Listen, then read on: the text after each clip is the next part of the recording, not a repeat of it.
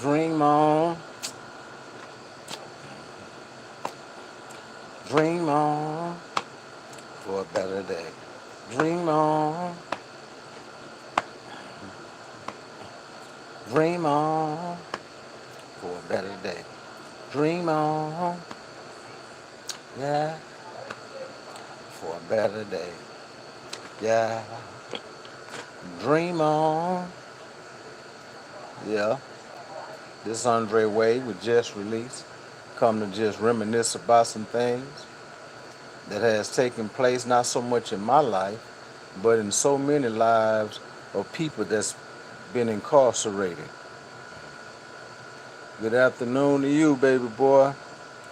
Pray peace upon y'all families today. Pray peace upon those who are incarcerated, men, women, and teenagers. Now, I told y'all, when you tell somebody about just release, tell them hit that like button. Tell them hit that like button. All right, yeah, y'all tell me hit that like button, cause ain't no telling what I might come back with next. I all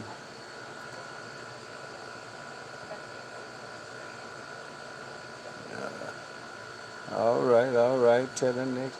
And you know, that's what how many of y'all, I'm gonna ask y'all this question here. How many of y'all that has been incarcerated before, chilling, Nick, I'm just chilling, trying to stay out the way. How many of y'all that has been incarcerated, or how many of y'all has been hindered by something that's been hindering you most of your life? Oh, Baltimore. Oh, all right, Baltimore. Shout out to you all out there in Baltimore, man. I appreciate that, man. I appreciate that dearly. But what I wanted to ask was, how many of y'all that has been hindered in relationships, has been hindered through drugs, and anything, and has gotten out of it? You got free from it. You got just released from it, right? But when you was in that, all right, okay, Nick. When you was in that, going through that ordeal, that stage of life, that took part in your life at that time, how many of you just dreamed of another day, a better day? How many of you dreamed for a better day to come? See, when I was doing them years in prison, I was dreaming of a better day to come. When I was fighting my case, okay, I know, and prayer works. Prayer works. Nick say he prayed for it. So many of us been in that same predicament, selling our bodies out there in them streets, hooked on so many types of drugs,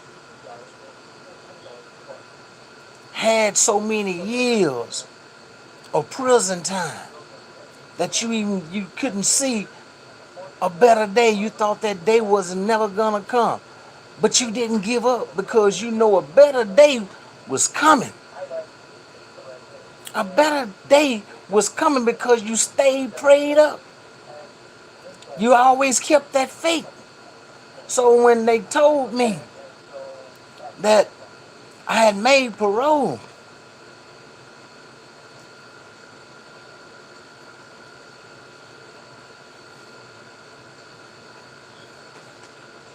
I just thanked to God.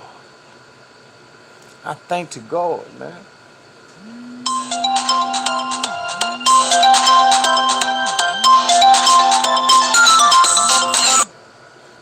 I thank to God.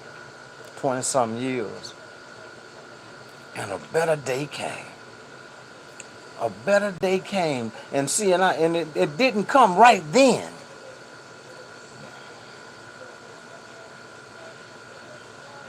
It didn't come right then. But a better day came when they gave him my answer, when they gave me my answer and told me I was making parole,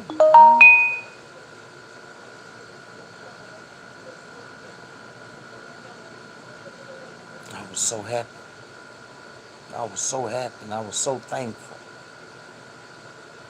because so many times through my incarceration, I was praying for a better day.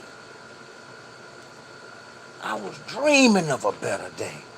I had started dreaming, and I'm serious, as at a certain time of my life in prison, I wasn't even dreaming.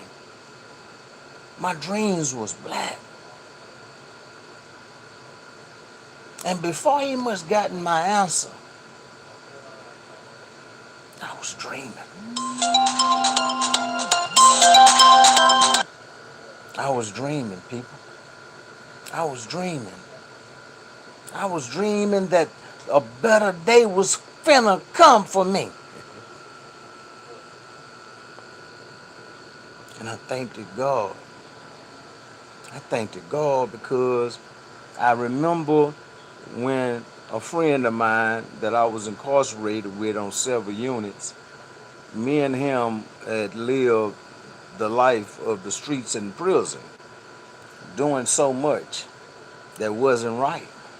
So I ended up on another facility with him, and we end up on medium custody together.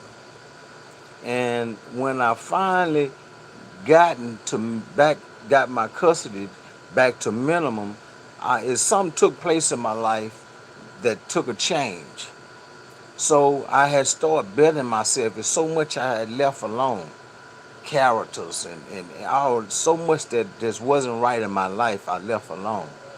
And I started getting myself together with God. So when the change came, I'll never forget, I was walking down the bowling alley, and the partner, he was coming my way. And me and him we was rowdy, but he was he was off into boys. He was off into boys. I was off into women because there was so many of them in prison working that liked it inmates.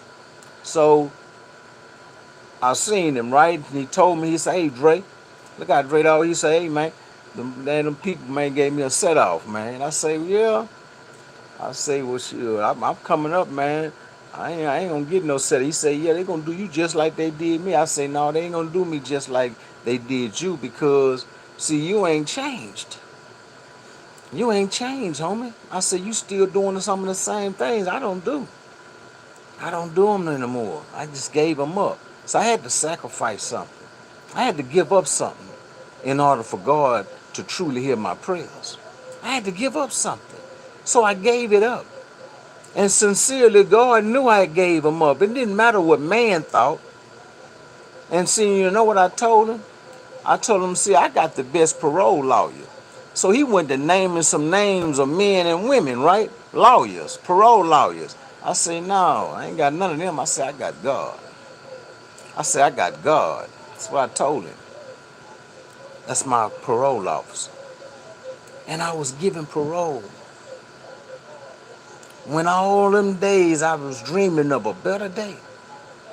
I was dreaming of better times to come for me. And even though I had gotten out and still allowed the things that's not right for us affect me and send me back to prison, I had gotten out. I had gotten out. So much goes on in our life that we don't even understand why it's happening to us. But if you just dream of a better day to come, it's gonna come. It's gonna come because if you allow God to give it to you, it's gonna come. If you ask man, it's not necessary. Man can't make that happen. Only God.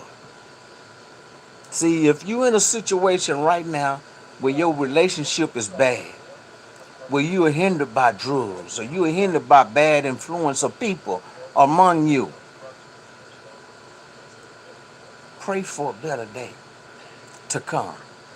Pray for a better day to come because God answers prayers. God answers prayers. See, we can't put faith in that girlfriend or that boyfriend or that husband or that wife or that so-called best friend. It's going to let us down every time. It's going to break promises every time. It's not going to keep it real at all. Don't believe that. Believe this. God answers prayers. God answers prayers. God take away anything that's been in your life that's not right when you ask him to remove it. You ask him to remove it. So you got people that's incarcerated right now. Right now, there's people that's incarcerated that's dreaming of a better day. They dreaming of a better day to come in their life. See, there's some people been locked up since you was born that you only heard of in your family.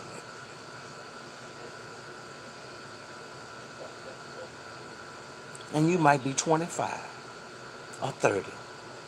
But guess what? Inmates are like fruit. See, if you put certain fruits in a jar and preserve them and let them sit, they become preserved and they be so good after sitting up for so long. That's like an inmate. That's like an inmate. And we ask ourselves, we say, boy, you look so good for your age. That's because he or she is preserved, well protected by God. And see, so many people in prison, they pray. So many people in prison, they ask God to just give them that better day. And we find freedom upon men like Larry, who did 42 years. Like Lincoln down in here in Houston, Texas, that did 42 years. Men that did so many years, men that I know that's still incarcerated, that's been locked up over 42 years. Right now, still locked up on East End.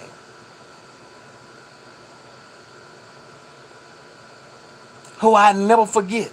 Had the opportunity to live among dorms and pods with. Men that I had the opportunity to talk with. Men that asked God to forgive them for the crimes they committed. But man, see, it's hard for man to forget. See, for a man that can't forget don't have God in him. He don't have God in him. Because see, God forgave the men and all the people that killed his only begotten son. God did this.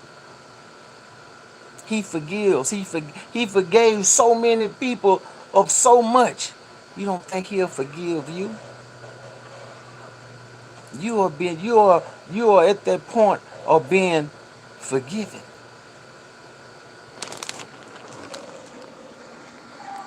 Oh, we got some things going on here. Ooh-wee.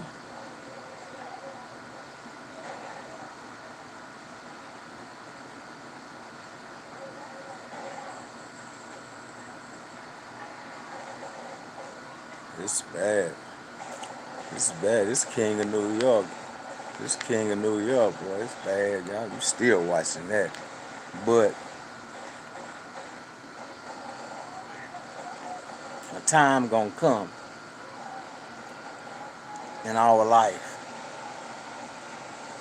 where favor's gonna be taken in our behalf. Favor's gonna be taken in our behalf, people. We live, and even when we forgive people, because I know y'all have forgiven some people in y'all lives for some things they done to you all. Just like you forgave, you'll be forgiven.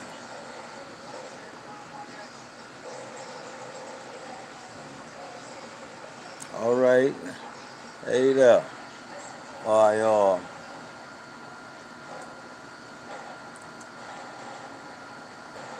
they always want me to tell stories, right, that took place inside the institution.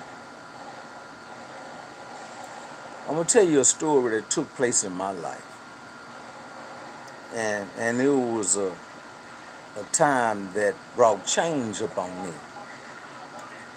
They had this program, this Christian-based program called uh, what's the name of it? I know the name of it, but they have a lot of free will people come in. Inmates look for free will things, cookies and all types of food that the people bring from outside. See, teachers and all that used to do that for inmates, but the administration stopped that. So that can't nobody really bring you nothing. Okay, I almost had it. But this program seemed like the only ones ever go to it is the white boys. Yeah, it was hard for Hispanic and blacks to be placed in this program. But all the time, it's always seemed like every time they have it, it's the same white boys. So I was on Styles Unit at the time, and they had this program called ACTS, and it was ran by the captains. It was sponsored by the captains, let me put it that way. And so only 66 people could be in this program. I was picked one of the six, and this was the first time in prison that this ACTS thing was ever brought into the system, right? Well, what took place is that when I was picked, that that ACTS brought a change to my life that day. That time that was spent with those men throughout the weekend. So much took place, so many tears. So I'm talking about it was a special event for the inmates as well as for the guests.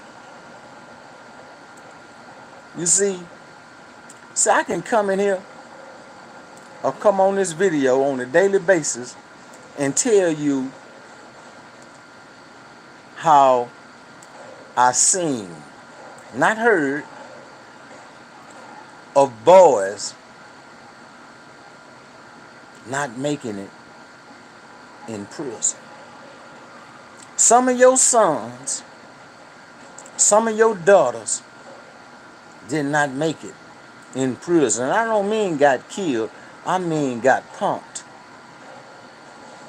got played. Because there's a getter in every prison. What I mean by getter, you go out and get them. So you got to go out, or you got somebody that go out on a daily basis that go after young boys, young girls in these institutions with the mindset of turning them out. And I noticed that when I express myself of the things that took place that was bad, my view rate go up. But see, I know I'm dealing with a group of people that want to hear the truth. They want to hear the truth. See, I can't give you no makeup story that ain't right. See, I did too many years and I've been on too many facilities to give you a lie because, see, a lie I can't back, but the truth I can. So I come on a daily basis to give you the truth, to give you what's in my heart. Because see, there's a part of me that has become a part of you. See, because you look forward to hearing me today, to see me today on the video. And when you don't see me, you just like, man, I wonder what's up with Dre Dog. Oh, I wonder what's up with Andre. He ain't got nothing posted. But see, without me even posting anything, you feeling me. Huh? You feeling me. Even when I might just be not talking about nothing, you still feel me. And see, that counts. See, that counts because that has become a part of my life. Now, my outside life, outside the walls of confinement, outside the walls of that institutional behavior, what they want us to live by. They want you to think that you can live in SIG, that you don't have to be in population. That's what they do. The administration, they tie to you. Just like the courts, they tie to you. Putting these habitual titles up on us. And that's not right. That's not right. So, this is Andre Wade. I told you, when you tell somebody about just release, tell me that like button. Tell me that like button, because ain't no telling what I might come back with next.